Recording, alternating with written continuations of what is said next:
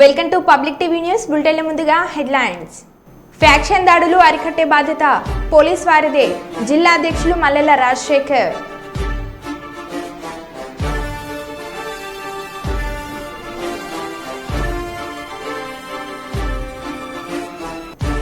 కారును ఢీకొట్టిన రైలు, తప్పిన పెను ప్రమాదం.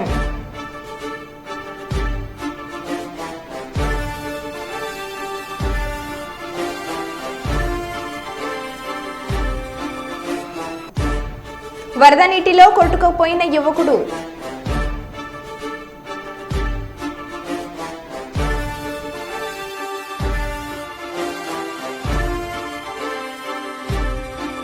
విశాఖలో రెచ్చిపోయిన గంజాయి బ్యాచ్.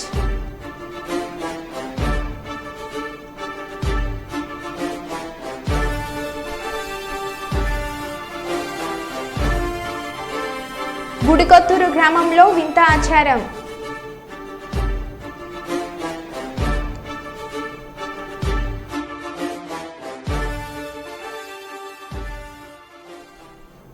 ఇక వివరాల్లోకి వెళ్తే,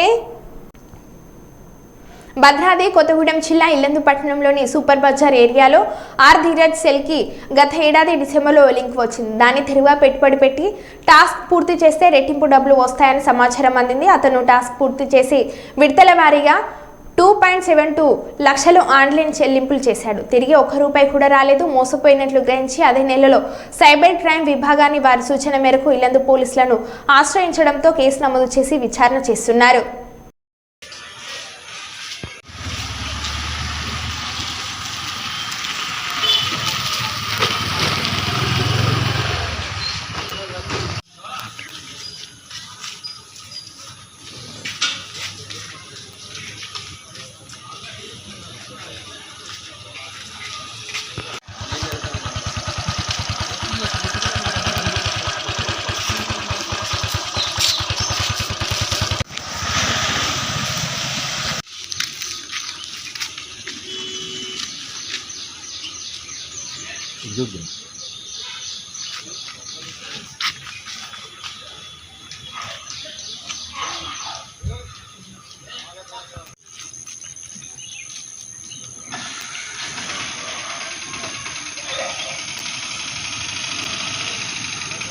మైక్ పట్టుకోకుండా నాకు వాట్సాప్లో ఒక మెసేజ్ రావడం జరిగింది. దాన్ని ఓపెన్ చేసిన తర్వాత వాళ్ళు వర్క్ ఫ్రమ్ హోమ్ అని చెప్పి టాస్క్లు అని చెప్పి ఇచ్చారు.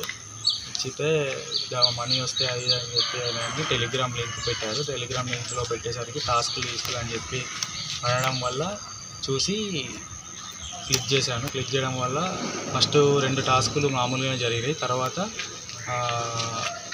3వ టాస్క్ నుంచి డబ్బులు అడగడం మొదలుపెట్టారు.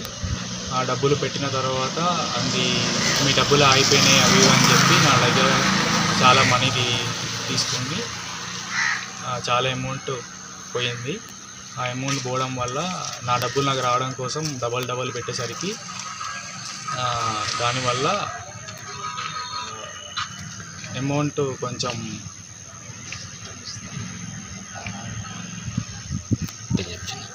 2,75,000 వరకు పోయినాయి ఆ టాస్క్లో. మళ్ళీ అది నాకు మోసం జరిగిందని తెలిసి కేసు పెట్టడం జరిగింది. అది నిన్న పోలీస్ స్టేషన్లో ఎఫ్ఐఆర్ చేయడం అయింది. భద్రాద్రి కొత్తగూడెం జిల్లా ఇల్లందు ఎమ్మెల్యే క్యాంప్ కార్యాలయం ఎదుట సిఐటియు ఆధ్వర్యంలో అంగన్వాడీ ఉద్యోగులు తమ సమస్యల పరిష్కారం కోరుతూ ధర్నా చేపట్టారు. నాయకులు అబ్దుల్ నబీ మాట్లాడుతూ గత ప్రభుత్వం హయాంలో తమ సమస్యల పరిష్కారం కోరుతూ 24 రోజులు నిరసన వ్యక్తం చేసిన అంగన్వాడీ ఉద్యోగులకు నాటి సీఎం పదవి విరమణ సమయంలో ఉపాధ్యాయులకు 2 లక్షలు, ఆయాకు ₹1,00,000 బెనిఫిట్ ఇస్తామని ప్రకటించారని, కానీ కొత్తగా వచ్చిన ప్రభుత్వం ₹1,00,000 ఉపాధ్యాయులకు 50,000 ఆయాలకు ఇస్తామని ప్రకటించడం ఎంతవరకు సమంజసమని ప్రశ్నించారు.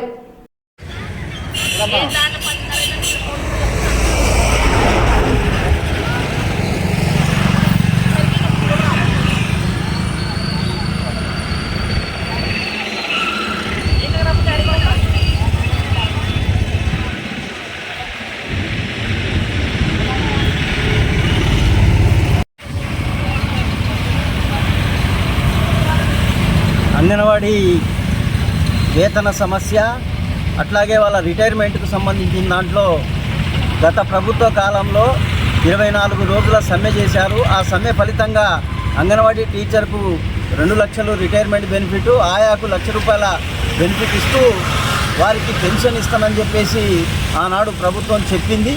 ఇప్పుడు వచ్చినటువంటి రేవంత్ రెడ్డి ప్రభుత్వం రిటైర్మెంట్ కోసం వాళ్ళందరికీ ఏం తెలవకుండానే రిటైర్మెంట్ ఆర్డర్స్ పంపించారు. దానికి సంబంధించి చూసినప్పుడు టీచర్కి ₹1,00,000, ఆయాకు 50,000 ప్రకటిస్తున్నటువంటి పరిస్థితి ఉంది. దానికి వ్యతిరేకంగా ఈరోజు గత 10 రోజులుగా anganwadi workers and helpers union ఆధ్వర్యంలో, CIT ఆధ్వర్యంలో అన్ని జిల్లా కలెక్టరేట్ల ముందు ఆందోళన కార్యక్రమం జరుగుతుంది. ఈరోజు స్పెసిఫిక్గా అన్ని ఎమ్మెల్యేల కార్యాలయాల ముందు, క్యాంప్ ఆఫీసుల ముందు ధర్నాలు చేసి ఎమ్మెల్యేలతోని మన సీఎం గారికి, అట్లాగే గిరిజన సంక్షేమ, అట్లాగే శిశు సంక్షేమ మంత్రి సీతక్కకు, ఈ యొక్క ICDS కార్యదర్శికి లేఖలు మెయిల్ ద్వారా పెట్టించేటువంటి కార్యక్రమంలో భాగంగా ఈరోజు ధర్నా కార్యక్రమాన్ని చేపడుతున్నాం. నాటి ముఖ్యమంత్రి అధికారంలోకి రావడానికి ముందు మీకు ₹18,000 వేతనం ఇస్తామని ప్రకటించినటువంటి ఈ రేవంత్ రెడ్డి గారు దాని మీద ఊసెత్తట్లేదు. కాబట్టి ఇప్పటివరకు అనేక మంత్రులకు అంగన్వాడీ పవర్ ఏంటో తెలిసింది. కాబట్టి ఈరోజు రేవంత్ రెడ్డి గారికి కూడా ఈ సందర్భంగా హెచ్చరిక చేస్తున్నాం. వీళ్ళకు ప్రకటించినటువంటి ₹18,000 ఇవ్వాలని, అట్లాగే రిటైర్మెంట్ బెనిఫిట్ టీచర్కి 2 లక్షలు, ఆయాకు ₹1,00,000 ఇవ్వాలనే దాని మీద పెద్ద ఎత్తున నిరసన కార్యక్రమం చేపడుతున్నాం. రేపు చలో అసెంబ్లీకి కూడా పిలిపిస్తున్నాం. ఈ సందర్భంగా హెచ్చరిక చేయడం జరుగుతుంది. పేరు ఈసా వెంకటమ్మ, అంగన్వాడీ జిల్లా అధ్యక్షురాలని. ఈరోజు ఎమ్మెల్యే గారి ఆఫీస్ దగ్గర ధర్నా కార్యక్రమం ఉంది. కాబట్టి ఎందుకు అంటే అంగన్వాడీ సమస్యల మీద మేము 6వ తారీఖు నుంచి కలెక్టరేట్లో దీక్ష చేస్తున్నాం. దీక్ష చేస్తే కనీసం ఈ కాంగ్రెస్ ప్రభుత్వం మా గురించి కనీసం ఎక్కడ కూడా ప్రస్తావన లేదు, మీ సమస్యలు పరిష్కరిస్తామని కూడా చెప్పడం లేదు. కాబట్టి ఈరోజు రాష్ట్ర వ్యాప్తంగా ఎమ్మెల్యే క్యాంప్ ఆఫీస్ ముందు ధర్నాలు చేపట్టడం జరిగింది. మాకు గత ప్రభుత్వంలో ఉన్నప్పుడు మేము 24 రోజులు సమ్మె చేస్తే ఈ ప్రభుత్వం, కాంగ్రెస్ ప్రభుత్వం వచ్చి మా ప్రభుత్వం వస్తే మీకు 18,000 జీతం చేస్తాం, మరి మీకు రావాల్సిన సౌకర్యాలను కల్పిస్తాం, ఈఎఫ్ పిఎఫ్ సౌకర్యం కల్పిస్తామని వాగ్దానాలు చేశారు ఫ్రెండ్ల దగ్గరకు వచ్చి. మరి ఇప్పుడు అందరం కలిసి ఓట్లేసి గెలిపిస్తే కనీసం మా అంగన్వాడీ వాళ్ళ సమస్యల కోసం అసలు ఊసే లేదు. అసలు రేవంత్ రెడ్డి గారు అసలు మాట కూడా మాట్లాడతలేదు. మరి సీతక్క ఒక గిరిజన మహిళల గురించి ఆమెకు తెలుసు. ఆమె మా శాఖకి కేటాయించినప్పుడు మేము చాలా సంతోషపడ్డాం. మరి ఇప్పుడు ఆ శాఖ మంత్రి సీతక్క అసలు మా అంగన్వాడీల గురించే పట్టించుకోవట్లేదు. కనీసం మేము సమ్మె చేసినా, ధర్నా చేసినా అసలు మా సమ్మె గురించి కానీ, ధర్నా గురించి కానీ, అసలు మీ సమస్యలు ఏంటి గురించి అని కూడా మా ప్రభుత్వం పట్టించుకోవట్లేదు. కాబట్టి ఈరోజు ఎమ్మెల్యేల దగ్గర ధర్నా చేయడం జరిగింది. అయితే గత ప్రభుత్వంలో రిటైర్మెంట్ 60 సంవత్సరాలు ఇచ్చారు. 60 సంవత్సరాలు రిటైర్మెంట్ అయిన వాళ్ళకి 2 లక్షలు, టీచర్కి ఆయాకి 1,00,000 అని చెప్పినప్పుడు అవి వస్తే మేము కూడా అమలు చేస్తామని ఇదే కోరం కనకయ్య గారు కూడా మా టెంట్ల దగ్గరకు వచ్చి వాగ్దానాలు చేశారు.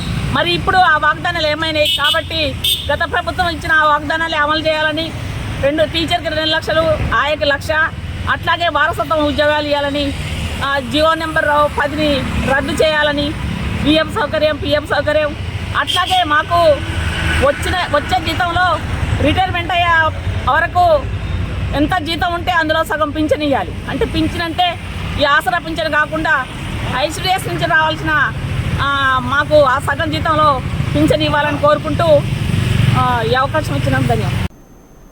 మేమేదైనా తప్పు చేస్తే మమ్మల్ని విమర్శించే మేము ఆ విమర్శలకు సిద్ధంగా ఉన్నాం, కానీ మాకు ఎటువంటి సంబంధం లేని విషయాల్లో మమ్మల్ని విమర్శిస్తున్నారు. కొంతమంది కావాలనే మాపై కక్ష కట్టి దుష్ప్రచారం చేస్తున్నారు.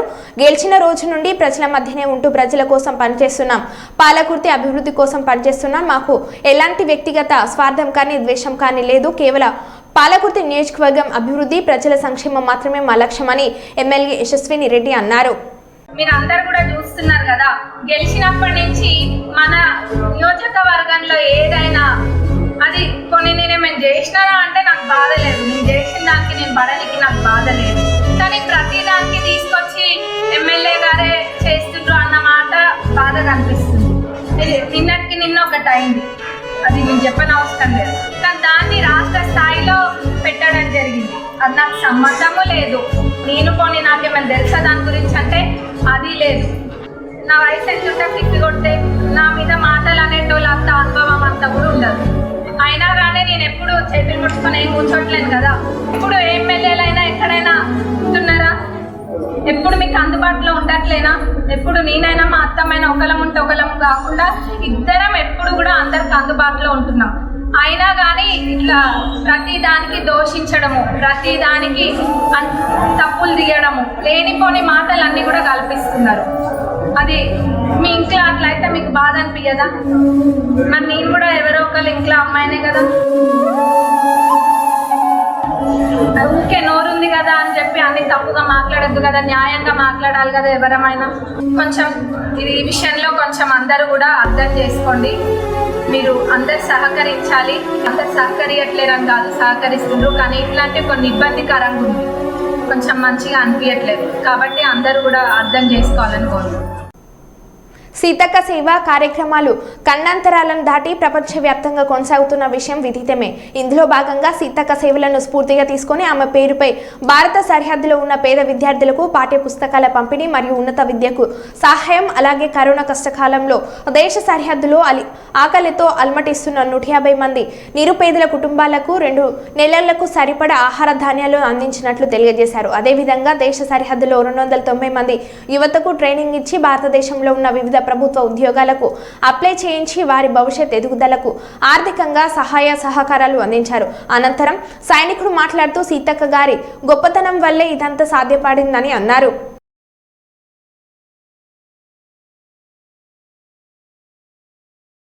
భాగమేని నమ్మిన వ్యక్తిత్వం ఈమెది.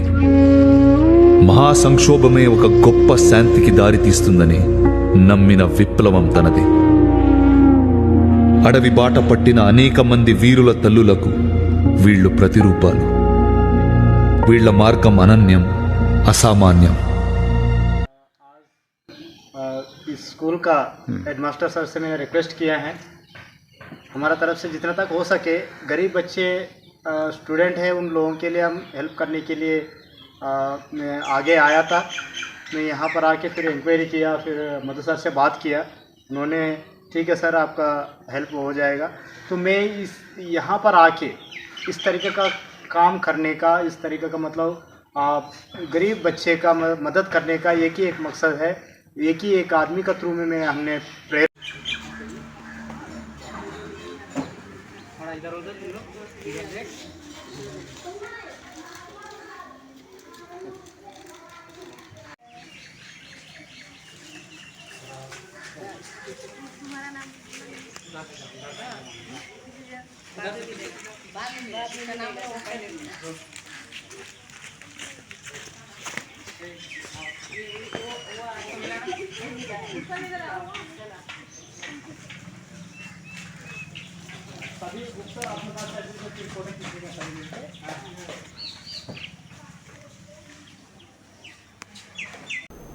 సుల్తాన్బాద్ పట్టణం పూసాల రోడ్లో పోలీస్ సిబ్బందితో కలిసి వెహికల్ చెకింగ్ నిర్వహిస్తున్న సుల్తాన్బాద్ ఎస్ఐ శ్రావణ్ కుమార్ మందమరి ఏరియాలోని సారంగపల్లి గ్రామంలో సింగరేణి యాజమాన్యం ఆధ్వర్యంలో ఉచిత వైద్య శిబిరంను Mandamarri area general manager Shri A Manohar ముఖ్య అతిథిగా విచ్చేసి ప్రారంభించారు. అనంతరం వారు మాట్లాడుతూ గ్రామంలోని ప్రజలందరూ వర్షాకాలంలో వ్యాధులు రాకుండా ఉండడానికి ప్రజలు కలుషితమైన నీరు త్రాగడం వల్ల కలరా, రక్త విరోచనాలు, నీల విరోచనాలు, పోలియో ఇన్ఫెక్షన్, కామెర్లు మొదలగు వ్యాధులు వ్యాపిస్తాయి కనుక అందరూ కూడా వేడి చేసి చల్లార్చిన నీరు ఫిల్టర్లో నిల్వ చేసుకుని త్రాగితే మంచిదని అన్నారు. అంతేకాకుండా మనం త్రాగే నీటిని, తినే ఆహార పదార్థాలను సురక్షితంగా శుభ్రపరచుకోవాలని, వ్యక్తిగత పరిశుభ్రత పాటించాలి, అలాగే మీ చుట్టుపక్కల పరిసరాలను శుభ్రంగా ఉంచుకోవాలని అన్నారు. అలాగే ఈరోజు సారంగపల్లి గ్రామంలోతో పాటు చుట్టుపక్కల గ్రామ ప్రజలు కూడా ఈ ఉచిత వైద్య శిబిరంను సద్వినియోగం చేసుకోవాలని, మీ ఆరోగ్యాలను జాగ్రత్తగా చూసుకోవాలని అన్నారు. సారంగపల్లి గ్రామస్తులు, పెద్దలు, ప్రెస్ అండ్ మీడియా అందరికి కూడా శుభోదయం, నమస్కారం తెలియజేస్తూ నాకు ఈరోజు సంతోషంగా ఉంది. సారంగపల్లి గ్రామంలో మిమ్మల్ని ఇక్కడ కలవడం, సింగరేణి కాలనీస్ ఆధ్వర్యంలో ఈ యొక్క మెడికల్ క్యాంపును ఇక్కడ నిర్వహించుకోవడం, తద్వారా సారంగపల్లి గ్రామంలో మన సింగరేణిలో పనిచేసి రిటైర్ అయినటువంటి కొంతమంది ఉద్యోగులు, పెద్ద మనుషుల్ని కలవటం, ఈ గ్రామం నుంచి ఇంకా ఇప్పటికి కూడా మన సింగరేణి కాలనీస్లో పనిచేస్తున్నటువంటి కొంతమంది కూడా ఇక్కడ ఉన్నారని చెప్పారు. మరి వారందరినీ కలవడం నాకు చాలా సంతోషంగా ఉంది. మీ అందరికీ తెలుసు సింగరేణి కాంగ్రెస్ తన అభివృద్ధిని కొనసాగిస్తూ సంస్థ చుట్టుపక్కల ఉన్నటువంటి గ్రామాలకు సంబంధించిన అభివృద్ధి కావచ్చు, సంక్షేమం కావచ్చు, అవన్నిటిని కూడా పట్టించుకుంటుందని చెప్పడంలో ఎలాంటి సందేహం లేదు. మరి అందులో భాగంగానే గౌరవ సిఎండి గారు శ్రీ ఎన్ బలరాం గారి ఆదేశాల మేరకు ఈరోజు ఇక్కడ మళ్ళీ మీ ముందుకి మెడికల్ క్యాంప్ ద్వారా రావడం జరిగింది. అయితే ఇప్పుడు వర్షాకాలం ప్రారంభమైంది, ఇప్పుడు వ్యాధులు వచ్చేటువంటి అవకాశం ఉంది. కాబట్టి ఇప్పుడు సరైనటువంటి సమయము మనకు ఒక మెడికల్ క్యాంప్ ద్వారా కొన్ని పరీక్షలు చేసుకోవటం, దానికి కావాల్సినటువంటి అవసరమైతేనే మందులు వాడటం. అయితే ఈ క్యాంపులో వాస్తవంగా ఎంత తక్కువ మంది ఇక్కడికి వస్తే అంత మంచిదన్నట్టు లెక్క. ఏ రకంగా అంటే తక్కువ మంది వచ్చారంటే ఎక్కువ మందికి అనారోగ్యం లేనట్టు. అనారోగ్యం కావాలని ఎవరు కోరుకోరు కదా. కాకపోతే ఈ యొక్క క్యాంపు ద్వారా మనం పరీక్షలు చేసుకోవడానికి అవకాశం ఉంది. అంటే మనం బ్లడ్ ప్రెషర్ కావచ్చు, లేకపోతే బ్లడ్ టెస్ట్, బ్లడ్ షుగర్, ఇతరత్ర ఈ యొక్క పరీక్షలు మనం ఇక్కడ నిర్వహించుకుంటే మనకేదైనా రాబోయేటువంటి సమస్య ఏదైనా ఉంటే ముందే పసిగట్టి దానికి తగిన మనం మందులు వాడుకోవచ్చు. కాబట్టి మనకేం అనారోగ్యం లేని వాళ్ళు కూడా వచ్చి ఇక్కడ పరీక్షలు చేసుకోవచ్చు. నేను చెప్పేది ఏంటంటే ఇప్పుడు మనం ఎక్కడికో పోయి హాస్పిటల్కి పోయి డాక్టర్ దగ్గర చూపించుకొని అక్కడ మళ్ళీ రక్త పరీక్షలు లేకపోతే ఇతరతర పరీక్షలు చేయించుకోవడం, అది ఎంతో సమయం మనం వెచ్చించవలసి వస్తుంది, అదేవిధంగా డబ్బులు కూడా వెచ్చించవలసి వస్తుంది. అవన్నీ కాదని మేమే మీ దగ్గరికి వచ్చి మీ గ్రామంలో వచ్చి మీకు ఈ సేవలు అందించడానికి మరి ముందుకు వచ్చాం. మరి దీన్ని అందరూ కూడా దీన్ని సద్వినియోగం చేసుకుంటూ వెళ్ళాలని చెప్పేసి ఈ రకంగా మనకు ప్రాజెక్టు ప్రభావిత గ్రామాలకు ఈ రకంగా మేము మెడికల్ క్యాంప్స్ నిర్వహిస్తూనే ఉంటాం. ఇతరత్ర కూడా కార్యక్రమాలు చేస్తూనే ఉంటాం. చాలా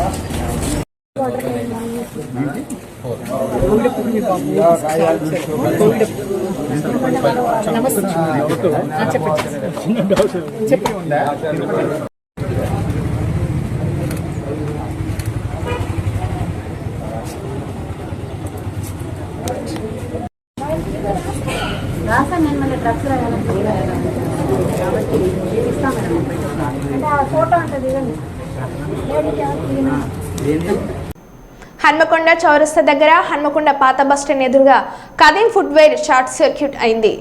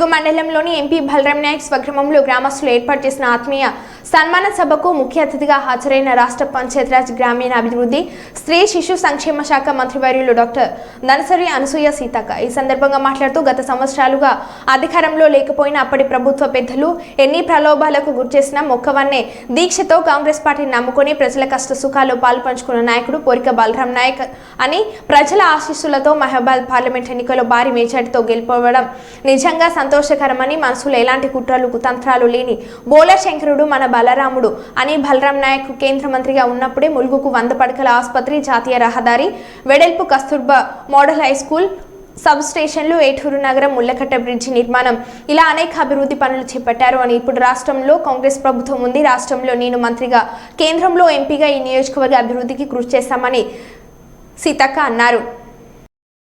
చాలా కష్టాలలో ఉండేది లేదా మన తల్లిదండ్రులు కూడా చాలా కష్టాలలో ఉండేది వాళ్ళందరూ కష్టపడి ఈ ఊరు నుంచి ఈ నీళ్లు తాగిచ్చి ఇక్కడ తిండి పెట్టి ఇక్కడ వాతావరణం ఇచ్చి మనం ఒక ఉన్నతమైనటువంటి స్థానంలో ఎదగడానికి కారణమైనటువంటి ఈ గ్రామాలకు మనం తిరిగి ఏమి ఇవ్వాలో కూడా ఆలోచించాల్సిన అవసరం అయితే ఉంది. అవునా కాదా? ప్రభుత్వాలు చేసినా ఇప్పుడు మేము ఈ ఏరియాలలో రకరకాల దాతలతోటి కూడా కరోనా టైంలో చాలామంది దాతలు వచ్చారు. అదేవిధంగా వరదలు వస్తే దాతలు వచ్చారు. లేదా ఎవరైనా చనిపోతే లేదా పేద పిల్లల కోసం ల్యాప్టాప్స్ కూడా మనం ఒక ఉన్నత స్థానంలో ఉన్నాం. ఒక పేదింటి బిడ్డ ఉంటుంది మన ఇంటి పక్కనే, ఆమె హైయర్ ఎడ్యుకేషన్కి వెళ్ళాలంటే కనీసం ఆమెకు ఒక ల్యాప్టాప్ లేదా ఒక కొంచెం ఫీజు ఇట్లాంటి వాటిలలో కూడా చిన్న చిన్న వాళ్ళు గ్రామస్తులు డొనేషన్స్ వేసుకొని కూడా హెల్ప్ చేస్తూ ఉన్నారు. మనం పోయేటప్పుడు ఏది రాదు పక్కా చెప్పగలుగుతున్నా. ఏమన్నా తీసుకుపోతామా? ఏం తీసుకుపో. కాబట్టి అలెగ్జాండర్ అంటారట, నేను ఈ దేశాలన్నీ ఏలినా కానీ నాతోటి ఏమీ రాదు, అందుకనే నేను చనిపోయిన తర్వాత నా చేతులు బయటకు పెట్టండి, ఈ బయటికి పెట్టి నన్ను పూడ్చండి అంటాడట. ఎందుకంటే నేను పోయేటప్పుడు నా చేతిలో కూడా ఏం లేదు అని చెప్పడానికి. సో మనం అలెగ్జాండర్ ఎందుకు గుర్తు చేసుకుంటున్నాం? ఆయనకంటూ ఒక చరిత్ర ఉంది కాబట్టి ప్రతి ఒక్కరి ఒక చరిత్రకారులుగా మిగిలాలి, ఒక సృష్టికర్తలుగా. మనకంటూ ఒక ఐడెంటిటీ, మన కుటుంబం బాగుంటుంది, ఓకే, బాగుపడాలని కష్టపడ్డాం, తపన పడ్డాం, సంపాదించుకున్నాం, కుటుంబం సంతోషంగా ఉంటుంది. కానీ మన పక్కన కూడా కొంచెం చాలామంది కంపెనీలతో ఒప్పందం చేసుకొని కొన్ని గ్రామాలలో ఇప్పుడు model bus stand, model market, ములుగులో సరైనటువంటి మార్కెట్ లేదు, ఇవన్నీ కూడా ప్రణాళిక చేస్తున్నాం కొత్తగా కలెక్టర్ని తీసుకొచ్చి.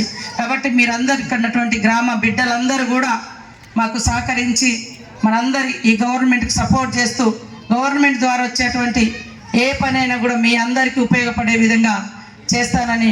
మరి మన మధు కూడా నా దగ్గరకు వచ్చిండు. మధు వాళ్ళన్న మీ చెప్పగానే మదనపల్లి అనగానే లోకల్గా ఈ అనగానే నా శాఖలో ఉన్నది, నేను నాకు అవకాశం ఉన్నంతలో తనకు అందుబాటులోకి వచ్చేటట్టుగా సహకారం చేసిన యాజ్ పర్ రూలే. కానీ మన ప్రాంతం వాళ్ళు అనగానే ఎవరికైనా ప్రాంతం ప్రీతి ఉంటుంది, అభిమానం ఉంటుంది. కాబట్టి తప్పకుండా మన పుట్టి పెరిగిన ప్రాంతాలు, మనల్ని కన్న తల్లిదండ్రులను ఎప్పుడు కూడా మర్చిపోకూడదని తెలియజేస్తాం. ఇవాళ ఎంత గొప్ప గొప్ప ఉద్యోగాలలో ఉన్నా తల్లిదండ్రులను అనాథలుగా పెట్టకూడదు. ఈరోజు నువ్వు గొప్ప స్థానంలో ఉండడానికి కారణం నిన్ను కన్ని పెంచిన తల్లిదండ్రులు. వాళ్ళు లేకుండా నువ్వెవరో కూడా లేదు. వాళ్ళు కనీసం విద్యాబుద్ధులు నేర్పకుండా నువ్వు ఈ స్థాయిలో వచ్చేవాళ్ళం కాదు. కాబట్టి తల్లిదండ్రులను కాపాడుకోవాలి, ఉన్న ఊరిని కాపాడుకోవాలి. ఉన్న ఊర్లో నేను చూస్తా ఉన్నా కొంతమంది చనిపోతే సరే దురదృష్టవశాత్తు ఎక్కడో దానం చేస్తారు, పడేస్తారు. కరోనా అప్పుడైతే తల్లిదండ్రులు అంటే చనిపోతే ముఖం కూడా చూడడానికి కూడా రానటువంటి సిచ్యువేషన్ ఆ రోజు. అంటే పరిస్థితులు అంత భయంకరంగా వేదిక మీదకి ఆహ్వానిస్తున్నాం. ఇప్పుడు మన మోహన్ పైన ఒక పాటను పాడవలసిందిగా I invite Mohan Singh song. Mohan Singh